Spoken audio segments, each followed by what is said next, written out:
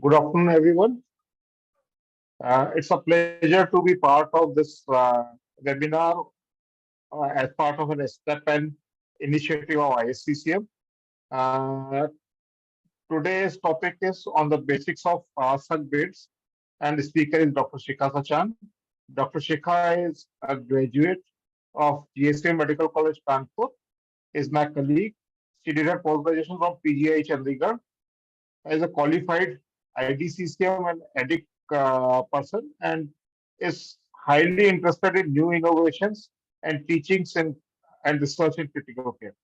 Uh, Without further ado, I'll just invite Dr. Shikha to start with a presentation. So Dr. Shikha, please you start with your topic is basics of fast bit. Thank you, sir, for such a lovely introduction. I welcome you all to this step-in session, which is an excellent initiative by the ISCCM towards education and training of nursing, critical care nursing personnel. Now, regardless of the nature of the critical care disease that a patient may be suffering from in ICU, the basics of routine day-to-day care management is the backbone of patient treatment. Attention to small details, no matter how unglamorous they may seem, nothing is more important than that. And nursing personals, critical care nurses, they are the backbone of this day-to-day routine management. Now consider this. The person who has been religiously charting heparin in order to prevent DVT, the person who has been taking care of regular posture turning to prevent sore formation, and the person who has been taking care of the Foley's catheter religiously in order to prevent catheter-associated infections. His or her job is almost as important as the job of a seasoned surgeon who has performed a complex cancer surgery in the patient, if not more. So from time to time, there have been attempts to standardize this care program and make it more comprehensive, more easy to perform, and difficult to forget. So now, in the year 2005, Professor J.L. Vincent, he came up with an excellent mnemonic or a care bundle such as Fast Hug in order to standardize this day-to-day care plan, where each alphabet of the Fast Hug, it indicated one aspect of patient care. This was the paper which he published in 2005 in the journal Critical Care Medicine with the title, Give Your Patient a Fast Hug at least once a day. Now, this fast hug became quite popular, and in 2009, Professor Vincent and his team came up with a revised mnemonic, that is Fast Hugs BID, and with some more additions to this care plan. Now, so what essentially is the Fast Hugs BID? It is a method to assess the critical care patients effectively, cover all basic needs of the patient so that we don't miss out on any essential needed thing for the patient. And it is known to improve quality of care and to improve teamwork. Now, I'm sure most of you are already well versed with the various terms of Fast Hugs BID. We'll just quickly go through them one by one. So F stands for feeding, A for analgesia, S for sedation, T for thromboprophylaxis, H for head of bed elevation, U for ulcer prophylaxis, G for sugar or glycemic control, S for spontaneous awakening trial or spontaneous breathing trial, B for bowel regime, I for indwelling catheters, and D for de-escalation of antibiotics. Now, let us talk through each aspect one by one. When it comes to feeding, obviously, feeding is very important in critical care, and we all know that critically ill patients will not be able to signal their hunger needs to you.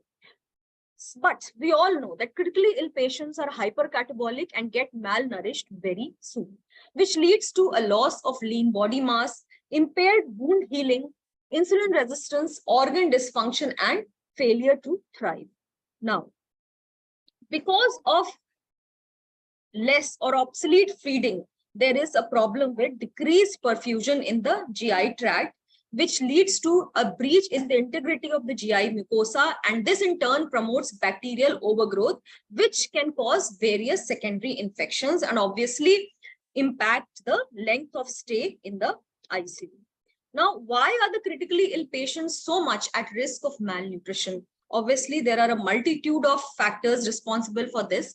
Critically ill patients have vastly depleting reserves because they are in hypercatabolic state, and they are more often than not in pro-inflammatory states. Also, any patient who is not able to eat for more than 5 days is at risk of malnutrition. And obviously, because of multitude of metabolic factors, because of various drugs that the patient may be receiving, prolonged bedridden status, these patients have an impaired bowel function. Of course, all critical illnesses, they disrupt the supply and demand ratio. The metabolic demands, oxygen demands, and nutritional demands are increased, and it is very difficult to keep pace with these increased demands. And also, in many patients, there is a need for prolonged bowel rest, especially in post-operative cases, and all of this causes the peril of malnutrition in critically ill patients. Now, it is very prudent that all the patients admitted in ICU should be routinely subjected for nutritional assessment and for screening of malnutrition, and they should be checked regularly. The subjective global assessment is an important tool. It is in the form of a questionnaire, which is important for detecting malnutrition in the patient. This tool, in combination with other tools like anthropometric measurements, such as body mass index, ideal body weight measurement, tricep muscle thickness, subcutaneous fat assessment, and also biochemical parameters like albumin, pre-albumin, cholesterol, lipid ratios, all these should come in handy. Also, simply by applying common sense, by looking at the patient, looking at the quality of hair, quality of nails, the presence of edema, presence of ascites, all this should be able to give you a fair indication of nutritional status of the patient. Now, when it comes to feeding regime, of course, if the patient is able to take by mouth, then the patient is on oral feed. But more often than not, patients would be in ICU would be on some kind of enteral feeding, such as nasogastric feed, nasojejunal feed, and in patients of GI surgery, many patients would be on a feeding jejunostomy, and in prolonged bedridden patients who need continuous nutritional support, they may also be placed on percutaneous endoscopic gastrostomy. Also, if the patient has not been able to receive enteral nutrition for at least 7 days, sometimes it becomes prudent to start parenteral feed or total parenteral nutrition or TPN. But TPN is never the first choice in ICU because it comes with its own arrays of side effects. We all should be familiar with that.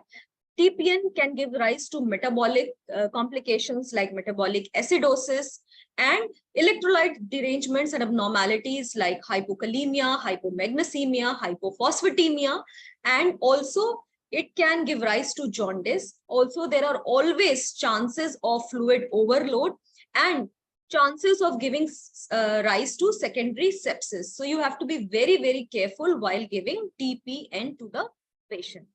Now, what are the feeding goals? We all know that indirect calorimetry is the gold standard for assessing the calorie needs in a critically ill patient. But we are also aware of the fact that most resource limited ICUs in our country, they do not have the setup of indirect calorimetry. So in that case, it is prudent to give around 25 kilocalorie per kg of ideal body weight daily calories to the patient, and 60 to 70% of these calories should come from carbohydrates and 30 to 40% should come from fat. Not a single protein should be driven towards meeting calorie needs, but you need protein around 1.2 to 2 gram per kg per day in order to build the muscles, in order for various enzymatic reactions and also for immune integrity. Now, what should be the nurse's role? It is important that nurses should elevate the head end to 30 to 45 degree to prevent aspiration. Prior to giving feed, check the fixation of the tube and the positioning of the tube. Also assess for GI tolerance, look for gastric residual volume.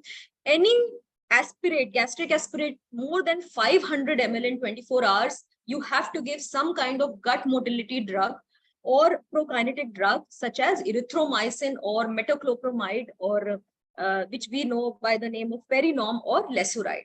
And after feed, it is important to flush with normal water to prevent tube clogging. And it is important to follow complete aseptic precautions, whether you are giving enteral nutrition or parenteral nutrition. Now, analgesia is also an important aspect which needs to be tended to daily and in every shift, because more often than not, there is a complacent tendency in ICU to keep analgesic infusions running, even though the patient may not be requiring it anymore.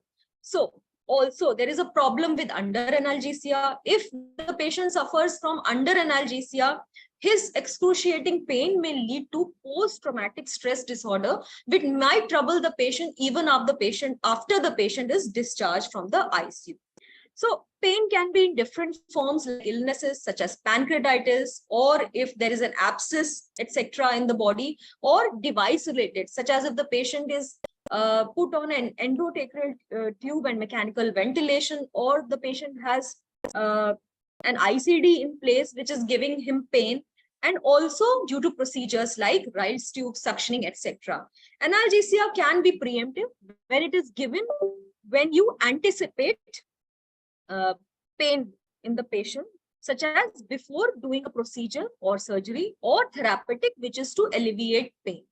Now, it can also be systemic form, such as given enterally or orally or intravenous, or regional analgesia is also a technique, especially in the post-operative phase. It is important to know about that also. So what are the pros? Obviously, analgesia is essential to optimize patient comfort, to minimize acute stress response. But prolonged and unnecessary analgesia can lead to unwanted drug-related side effects, which I'm going to talk about in next slide. So what are the popular analgesic agents of choice? Traditionally, for years, opioids have been popular, such as fentanyl, remifentanil, butorphanol, tramadol, etc. And there are also some good non-opioid choices like paracetamol, NSAIDs like diclofenac, ibuprofen, ketorolac, etc. Also, as I mentioned, there are certain regional anesthesia techniques such as epidural nerve block, peripheral nerve block, plexus nerve block, where you give a calculated dose of local anesthetic agent through a continuous infusion catheter. Now, all of them have some limitations. Opioids, we know, they raise problem of GI intolerance. They can cause nausea, vomiting, gastroparesis, and decreased gut motility, which can adversely impact a recovering patient, especially a post-operative surgery patient. Also, you have to be careful when you are giving non-opioids, particularly NSAIDs, such as diclofenac, etc., because they can give rise to AKI or acute renal failure because of the property of causing analgesic nephropathy. Also, when the patient is on nerve blocks, you have to completely monitor the site, the catheter site, and look for any signs of infection, and also keep a check on the total analgesic local anesthetic dose that is being administered, and be aware of any side effects of the same. Now, what should be the nurse's role? The pain should be assessed daily with some form of scale or tool, such as visual analog scale, critical pain observation tool, or behavioral pain scale. This towards my left is the example of the VAS scale, which ranges from 0 to 10. And also critical care pain observation tool is becoming increasingly popular. It is based on 4 indicators such as facial expression, body movements, muscle tension, and ventilator compliance for patients who are on ventilator, and vocalization for patients who are not on ventilator. Now, Again, just like analgesia, sedation is also very important because the same problem, unnecessary and prolonged sedation can give rise to multitude of issues. What is the need of sedation? It is helpful to control agitation, prevent accidental extubation, control intracranial pressure, and reduce cerebral metabolic oxygen rate, especially in patients who have an intracranial pathology or they have head trauma. Now, what are the perils of sedation? Obviously, sedation is a double-edged sword because over-sedation can lead to respiratory depression, hypotension, and prolonged sedation can lead to nosocomial infections. Now, daily interruption of sedation, something which we call as sedation hold or daily awakening trial, is becoming increasingly popular to assess readiness for weaning daily, and it is known to benefit the patient by promoting more ventilator-free days and early discharge from ICU. Now, traditionally, benzodiazepines have been the classical sedation choices, such as diazepam, midazolam, lorazepam, but they are limited by certain neurological side effects, and they have the propensity to cause delirium in ICU. So newer sedation choices, such as centrally acting alpha-2 agonists like dexmedetomidine, are becoming safer choices nowadays. And we must know about the various choices that we can offer to the patient. So what should be the nurse's role? Nurses during each shift should evaluate the depth of sedation either by Glasgow Coma scale, especially in patients who have had an intracranial pathology or head trauma, and through Richmond agitation sedation scale, especially in patients who had an intact sensorium before starting sedation.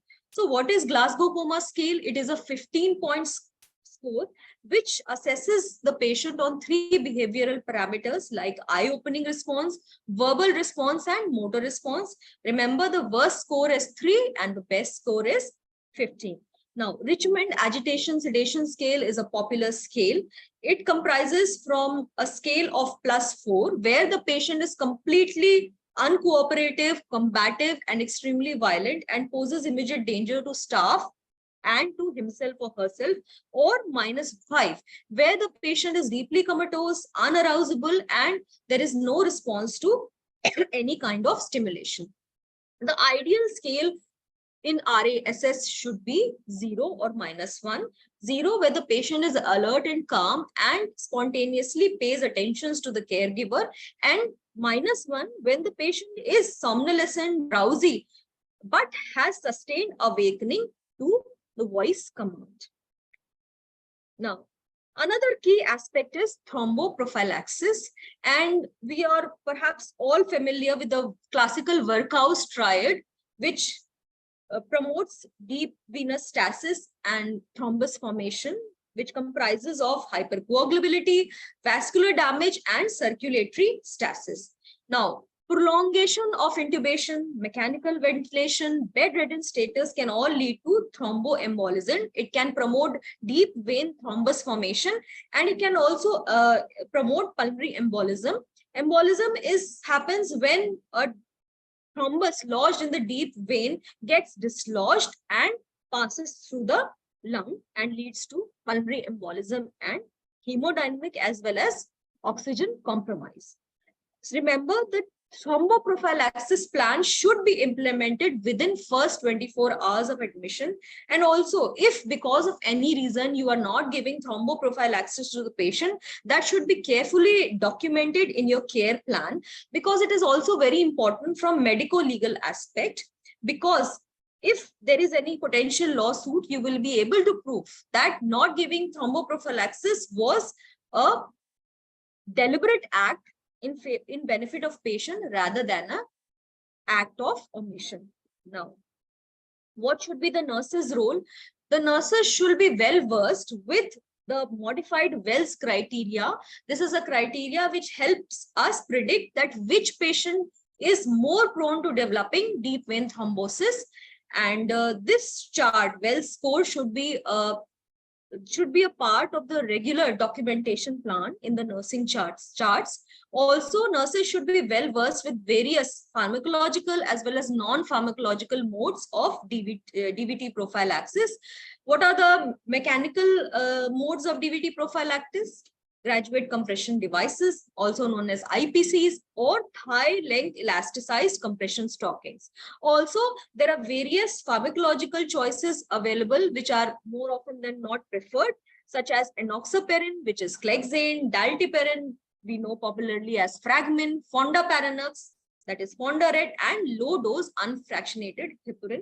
All these drugs are given subcutaneously, and all the nurses should be well versed with these drugs and the technique of correct subcutaneous administration.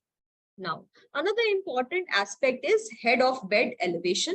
Head of bed elevation helps prevent aspiration and hence prevents ventilator associated pneumonia, and also promotes decrease in intracranial pressure, particularly in patients who are prone to developing high ICP like head trauma, intracranial pathology, intracranial tumors, and acute hepatic coma. All these patients should be subjected to head of bed elevation, and head of bed elevation is contraindicated in certain conditions like hypotension, pelvic instability, and spine fractures. And all the nurses should be aware of that, and they should always ensure head of bed elevation to 30 to 45 degrees unless it is contraindicated. Now, talking about stress ulcer prophylaxis, ulcer formation is very common in the critical care environment because the environment is such. It has been shown in various studies that critically ill patients, they suffer from stress GI ulcer, and this problem is to the tune of around 4 to 5%. What are the various causes of increased incidence of stress ulcer? Well, head trauma, burns specifically more than 30% of the body surface area, any emergency or major surgery, severe or multi-system trauma, shock and multi-organ failure, coagulopathy, any patient who is on ventilator for more than 48 hours, ongoing therapy with ulcerogenic drugs. And remember, there are many drugs that we use in critical care that can cause ulcers, specific, like for example, ecosprin or NSAIDs, and also history of ulcer-related bleeding. Now, what are the issues with ulcer formation? Obviously, there is mucosal damage, which can often cause significant bleeding.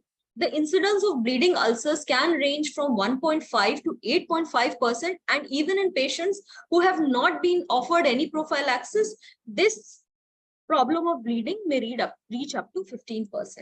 And prophylaxis prevents stress ulcer formation in ICU. So nurses should be well versed with the problem of stress ulcer formation, and they should ensure that patient is receiving a form of stress ulcer prophylaxis, which can be in the form of histamine 2 receptor blockers like ranitidine, famotidine, proton pump inhibitors like pantoprazole, lansoprazole, esomeprazole. They are becoming a popular choice nowadays, and also sucralfate. Now, histamine receptor blockers and proton pump inhibitor blockers, they promote the prevention of ulcer formation by increasing the gastric pH. And we all know that by increasing the gastric pH, there is a problem of causing secondary infections such as ventilator-associated pneumonia. So all these drugs come with their side effects. We should be aware of that. Long-term PPI therapy can lead to metabolic problems with hypomagnesemia, hypocalcemia, etc. And a nurse should be aware of that. Sucralfate, it forms a kind of protective coating around the ulcer, and it prevents further damage from enzymes and acids. So we must be able to give some form of stress ulcer prophylaxis to the patients in critical care. Now, talking about sugar control, another very important aspect. Remember that hyperglycemia is dangerous because it can impact organ function. It can cause poor wound healing, give rise to secondary infections. But hypoglycemia is equally dangerous because it can cause neurological implications. And this was long back proven through the NICE sugar trial. So The present recommended goal is to maintain blood sugar level in not a very tight manner, but in a non-tight manner between 120 to 180 milligram per deciliter in critically ill patients, as recommended by the findings of the NICE sugar trials. Initially, when the patient comes in ICU and patient is hemodynamically unstable, you have to give short-acting regular IV infusions. And only when the patient becomes hemodynamically stable, then only in that case, you should start giving subcutaneous insulin, because if you give subcutaneous insulin in a patient who is suffering from gross hypotension, in that case, there will be problem of absorption through the subcutaneous route, and also the drug may just be accumulated in the subcutaneous tissue. Long-acting insulins and oral hypoglycemic agents should be best avoided in critical care, because they can give rise to unpredictable spells of hypoglycemia. And beware that insulin, specifically IV insulin, can give rise to hypokalemia. So the nurses should be aware of that, and they should know how to prepare insulin infusions correctly. Now, talking about spontaneous breathing trial is daily sedation interruption, daily sedation hold, and giving a spontaneous breathing trial in order to see if the patient is ready for weaning. And this is a proven beneficial strategy because it helps reduce the number of ventilator days and also promote early discharge from ICU. Now, there are various mechanisms and forms through which you can give spontaneous breathing trial, such as low level of CPAP, 5 centimeter of water, or through low level of pressure support ventilation, such as 5 to 8 centimeter of water, flow triggering with no pressure support, and T-piece breathing. And you have to choose either of them. Remember that spontaneous breathing trials do not guarantee that airway is will be patent and the airway will be stable and the patient will be able to clear secretions. You should give the spontaneous breathing trial no more than 30 to 120 minutes, and ABG should be obtained at the end of spontaneous breathing trial. There are various criteria for a failed SBT trial, and the nurses should be well aware of that, and they should be able to document that, such as respiratory more than 35 for 5 minutes, saturation less than 90% for 30 seconds, tachycardia, low hypotension or hypertension, sustained increased work of breathing, cardiac dysrhythmias, and metabolic acidosis. There can be various causes of failed spontaneous breathing trials like anxiety, agitation, infections, electrolyte abnormalities, pulmonary edema, malnutrition, neuromuscular disease, raised ICP, and excessive autopeep generation, such as in COPD and asthma. So what should be the nurse's role? The nurses should be able to monitor the patient who is on SBT trial through subjective or objective parameters, and they should be able to document that.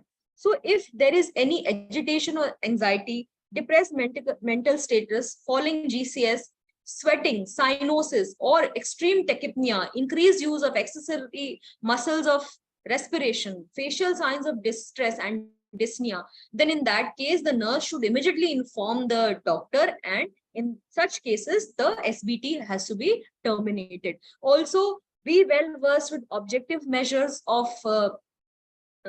failure of SBT, such as PaO2 less than 50 to 60, and saturation less than 90%, even on FiO2 more than 50%, PaCO2 more than 50, pH less than 7.3, and rapid shallow breathing index more than 105, that is your respiratory rate becomes higher and the tidal volume becomes lower, and respiratory rate more than 35 and heart rate more than 140.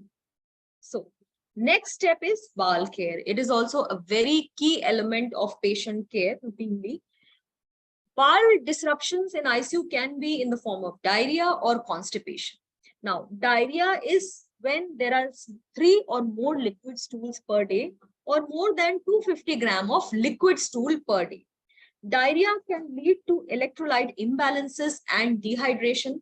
And in ICU, most cases of diarrhea are non-infective, which can be due to a variety of causes like laxatives, if you're giving the patient lactulose or picklin indiscriminately, due to pot chlor or phosphorus supplements, or there can also be osmotic diarrhea due to hyperosmotic enteral feeds. When it comes to infective diarrhea, patient who has been in the ICU for long and who is on multiple antibiotic therapies, such patient is prone to Clostridium difficile infection, and you must keep the DD in mind. And also, treatment is not to stop feeds, but add soluble fibers and semi-elemented feed. Keep the patient hydrated. And if there is a blood in stool or you are suspecting infection, then necessary workup should be done and you should be able to guide your doctor towards that. Now, constipation is when there is loss of bowel evacuation for 3 consecutive days.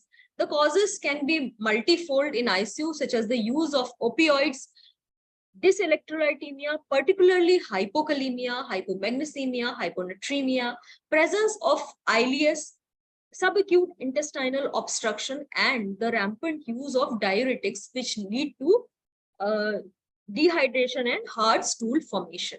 The treatment is to correct metabolic deficiencies, correct the hypokalemia, hold the opioids, give some non-opioid analgesic regime, restrict the use of diuretics if they are not needed, and give laxative enema, lactulose enema, proctolysis enema if required.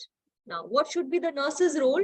The nurses should look for abdominal distension. They should be able to auscultate for bowel sounds, palpate abdomen for tenderness, tightness, and rigidity every day, observe the mucus or blood in stool and inform to the doctor immediately, and document passing of flatus in every shift. That is very important. And document the consistency of the stools, the frequency, and the quantity of the stools. Now, indwelling catheters, any catheters that is put inside the body, such as central venous catheters, dialysis catheters, PICC lines, peripheral cannulas, ICDs, endotracheal tubes, tracheostomy tubes, Foley's catheter, lumbar drains, etc., should be taken care of daily. It is important and imperative to do daily assessment for need of continued use and any evidence of infection. And remember to remove your indwelling catheters and follow the CDC guidelines and remove the catheter when it is no longer needed. Now, we all know that catheter-associated urinary tract infections and CLABSI, that is catheter-associated bloodstream infections, are becoming a major cause of concern. So your central lines, your Foley should be removed as early as possible when they are no longer needed. So what is the nurse's role? They should document correctly the day of indwelling catheters and should be able to guide and talk with the residents or the doctors regarding the continued need of indwelling catheters, and catheter sites should be assessed for redness, swelling, and pus, etc. And the handling of these indwelling catheters should be in accordance to the CDC guidelines, and strict hand hygiene and sterile precautions are needed by the nurses all the time. Now, de-escalation of antibiotics, again, this is not just the responsibility of doctors, but as we know, there is a rising threat of multi-drug resistant bacteria. Therefore, it is the responsibility of every healthcare member to prevent excess use of antibiotics so as to prevent emergence of resistance. And already most hospitals, they have a hospital antibiotic stewardship program in order to cut down and restrict the use of antibiotics, and also an infection control committee in order to regulate the optimal use and prompt de-escalation. And the nursing staff should be cooperating regularly with these programs and teams of the hospital. Now, this was all about fast hugs BIDs, but there are newer advances. There are newer care plans which incorporate more bundles of care, such as fast hugs, BIDs, and PME, where S is for pressure source, P is for regular positioning, M is for morning or mouth care, and E is for eye care. Then another important one is fast hugs in beds. Please Danish Bug Fest, and Fast Hug Babies Tug. So there are different kind of different variations of the fast hugs mnemonics, and you should incorporate one of them regularly in your daily plan and in daily shifts. Now, to summarize, fast hugs BID should be the standard of care in every critical care ICU, and it doesn't cost anything. So it is an inexpensive decision-making tool. It helps and guide even the junior most nursing staff because they have a standardized plan in care that they can follow, and also helps in relieving stress and burden from the. It helps to improve overall quality and patient outcome. And there have been numerous studies which have shown that actually a properly followed fast hugs BID plan has significantly helped reduce the rates of ventilator associated pneumonia. Now, having finished with the essential of fast hugs BID, I request all of you to unmute your video. A few questions for you, and they are based on the talk itself. So by now, who coined the term fast hugs BID?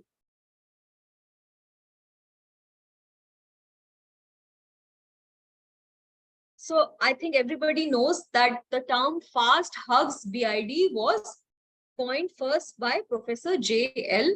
Vincent. Then what are the feeding goals of patients in ICU?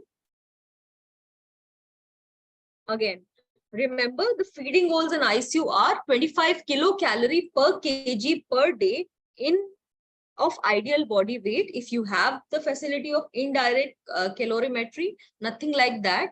The carbohydrate should be 60 to 70%, and fat should comprise 30 to 40% of the total calories given to the patient, and protein should be around 1.2 to 2 gram per kg per day. This is in accordance with the SPEN guidelines.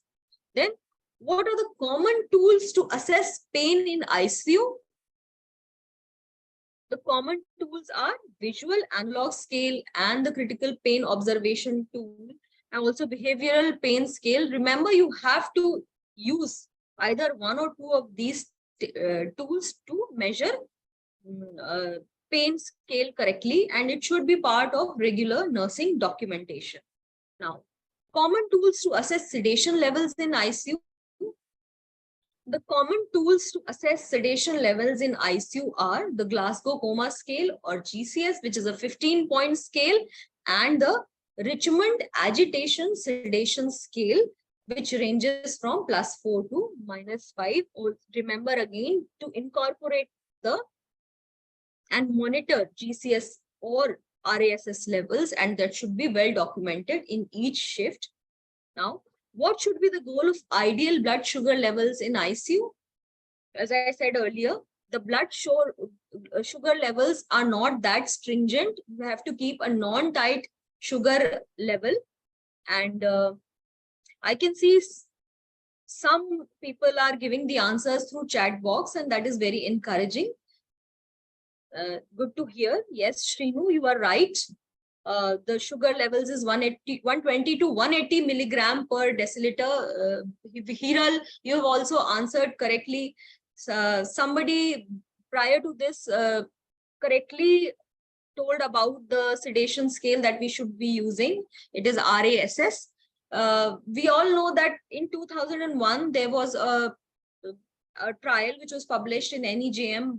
It was published by Van de Berg, who actually advocated tight sugar control, that is 80 to 120 milligram per deciliter, citing that hyperglycemia was dangerous in ICU. But later on trials, particularly the NICE sugar trial, proved that hypoglycemia is as dangerous as hyperglycememia. And when we were subjecting the patient to very tight blood sugar monitoring, that is 80 to 120, it was leading to catastrophic incidences of hypoglycemia. And subsequently, we shifted our gear plan. We shifted to 120 to 180 milligram per deciliter level in ICU. And this is a good bargain. It neither allows hyperglycemia and nor does it cause hypoglycemia to the patient. Yes, another one has answered the question correctly. So this was all about the fast hugs BID treatment plan. Call it a care bundle, call it a mnemonic, whatever. But remember to follow such care plan in order to have a standard protocol based and excellent nursing care plan in your respective ICUs. And this was all about today's topic. Thank you, Dr. Shikha. It was a very nice, elaborate discussion on fast admits, the bad prevention bundle as it is known. It contained all details which a nurse should be aware of and how to take care of a patient in ICU, especially those on ventilators. Quite comprehensive, covering all the principles behind it, the monitoring tools also. There is one question in the chat box, which is from Brahma.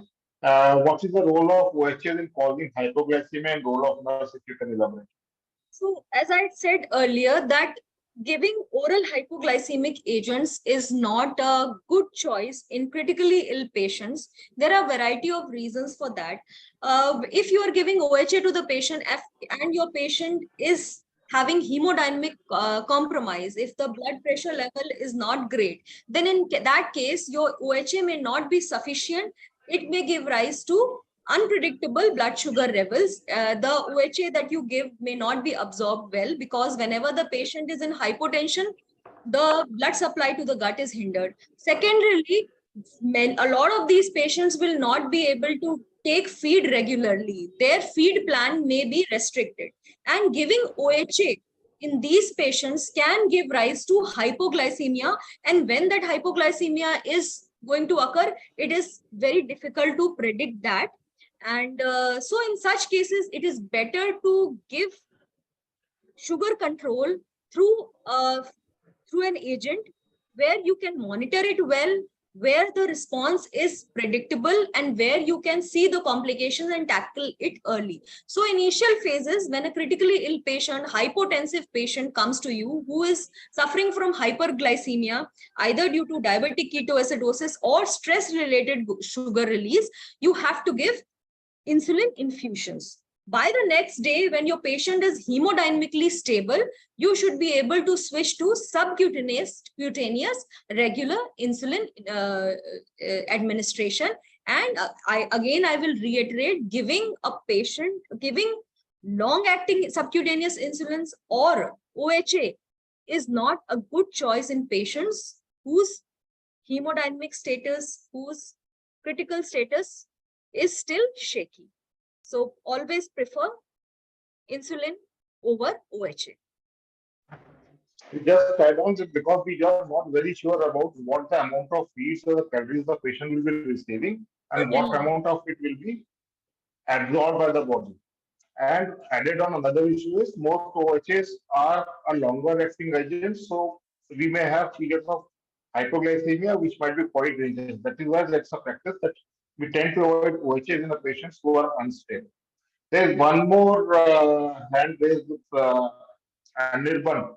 The question I cannot get what Abindron, what the question is about. Yes, even I'm not able to view the question. Yeah. If you can just type on the chat box or unmute and ask your question.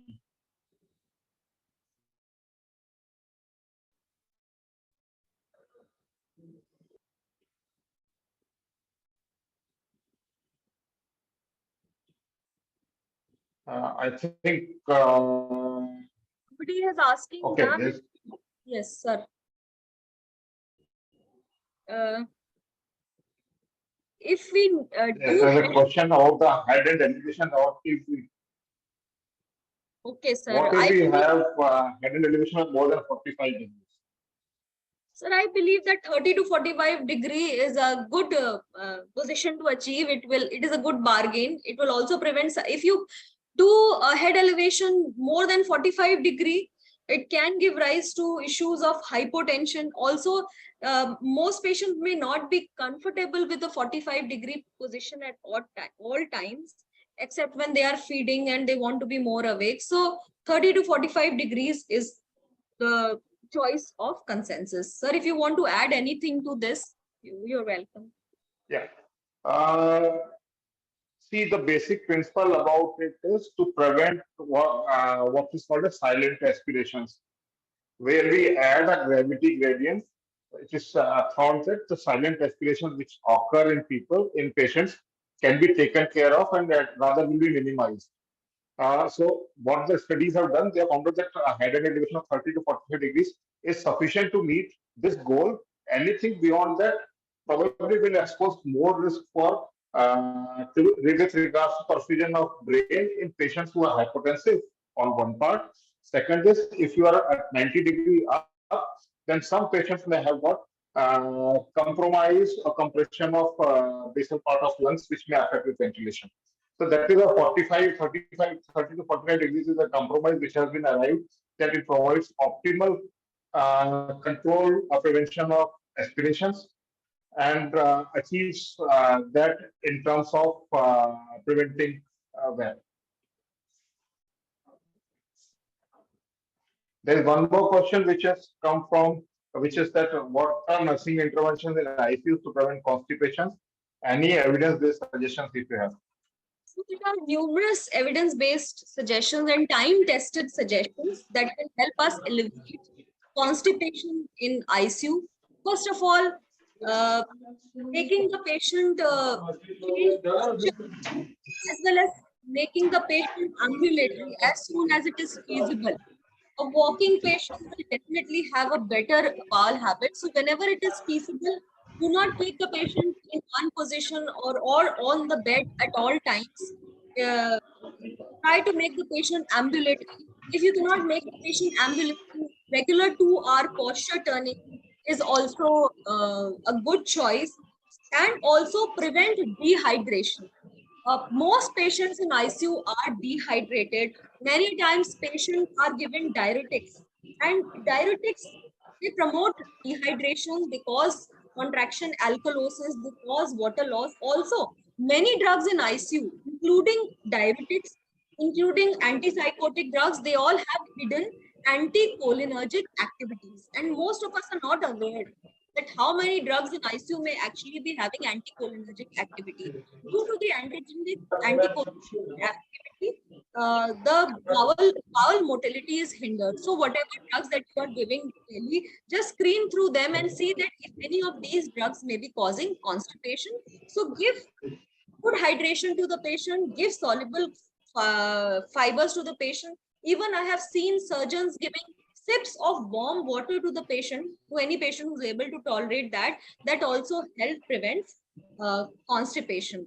So all these factors are important, apart from tackling other metabolic causes, like if there is hypokalemia, or if there is a fecalith formation. In that case, you have to do a per rectal evacuation.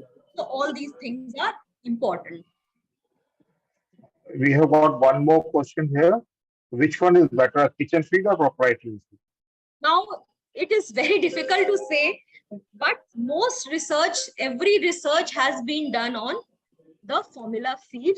It is time tested. It is more evidence based. If you're talking about evidence, it is most scientific, because, and most all of the nutrition societies, whether it is ASPEN, American Society of Enteral Nutrition, or European Society of Enteral Nutrition, they only give recommendations on formula feeding, how much calories to give, how much protein to give, because we are all aware that in a formula, standardized formula, you can calculate the osmolarity of the feed, the concentration of the feed in a proper manner. You are also able to give the desired number of calories. It is more palatable, different form, and also easily digestible.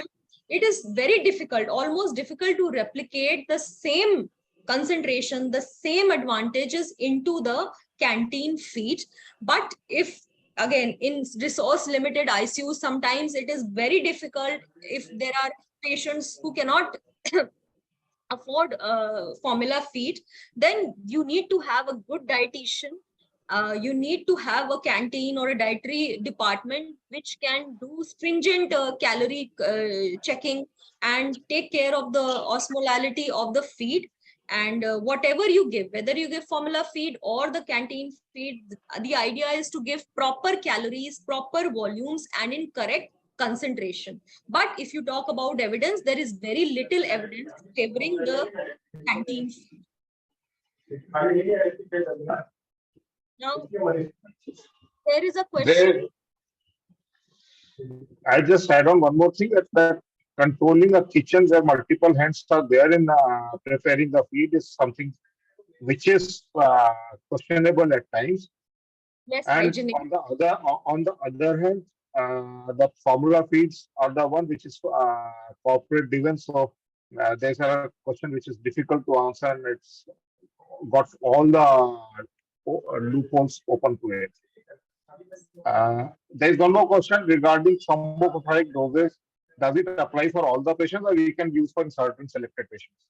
So I think I answered about this question in the topic itself, that the requirement of ICU and the nature of if somebody can keep the patient, keep the mute button on. Somebody's mute button is off.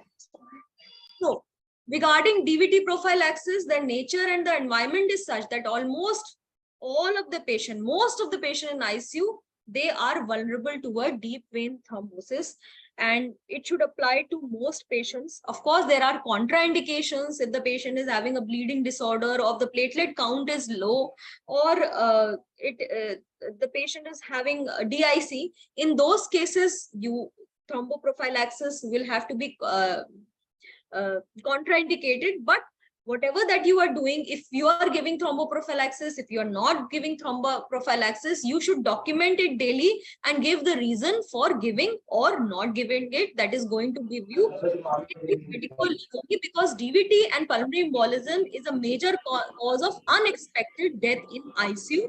And as I told, there is a modified Wells criteria. It is a criteria which helps us tell that which patient in ICU is more vulnerable towards developing DVT. So everybody should keep that chart in place. That chart, the criteria, the modified Wells criteria, which is a screening tool, should be there in every hospital's nursing care plan. I think very well explained this particular point, and that is why most nursing charts have got a screening tool for DVT. Yes. I don't think there is any more question here. If you can just summarize what you have told Dr. Shikha in another maybe 2 or 3 minutes. So I will briefly summarize. First of all, I would say that nursing care is the pillar of correct and effective ICU management. The job of doctors is important, but the job of nurses is equally important, if not more. And when you are taking care of the patient routinely, it always benefits to have a protocol or a care bundle in place, so that even the newest person will be able to follow that care plan. So, and also by having a documented care plan, it also allows you to do documentation and regular reassessment, that where you are doing well and where you have been failing. So it is my request, and it is highly desirous that all ICUs all over India, they follow some kind of care bundle, whether it is fast hugs bids or fast hugs bids me, and then not just to implement it, but also keep auditing your performance every 3 months to see where you are lacking. You have to see that despite giving fast hug bids me, is there a rise of DVT in your patient, or if after implementing fast hug bids me, has there been a decrease in incidence of ventilator associated pneumonia or diarrhea in your patients. And after implementing sedation hold, spontaneous breathing trials, has there been a considerable reduction in the number of ventilator days in overall ventilator days in patients? So it is important to practice, audit, and then go back and practice again. So these were my last concluding words. I hope all of you enjoyed the seminar. I'll wait for another minute if there is any question from one of the delegates. If not, the single most, if you can just put in a single most important part of the fast targets towards prevention of that, just single intervention. I think, sir, are all aspects of fast hugs bits need are very important, and they need equal care. The idea is to implement them stringently. For me, it's antro feeding and head and elevation. If these two are stuck, probably most other things, uh, they probably are the most important interventions towards prevention of that. Absolutely. I don't see any other question, any other suggestion or comment coming up. Uh, Thank you, Dr. Shikha, for a very elaborate presentation going in details and the principles behind all the practices involved in fast track bids. Thank you all the delegates for taking time and attending and putting up questions and clearing your doubts. And thank you, ISCCM, for organizing this session and presenting us an opportunity to be part of this program. Thank you all. Thank you, sir, for your excellent moderation. Thank you, everyone, and take care. Bye bye.